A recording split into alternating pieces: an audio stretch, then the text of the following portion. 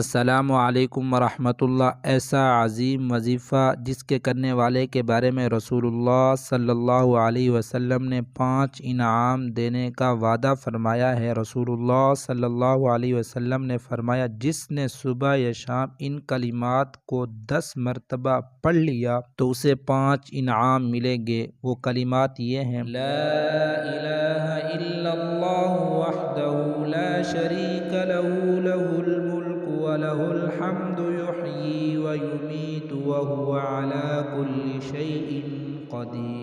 وہ 5 انعامات یہ ہیں: اللہ صبح اور شام تک اس کی حفاظت کے لیے فرشتے مقرر کر دیں گے جو شیطان سے اس کی حفاظت کریں گے۔ اس کے لیے اجر و ثواب واجب کر دینے والی 10 نیکیاں لکھی جائیں گی۔ اس کے 10 خطرناک گناہ معاف کر دیے جائیں گے اور اسے 10 مسلمان غلام آزاد کرنے کا ثواب ملے گا، اور اس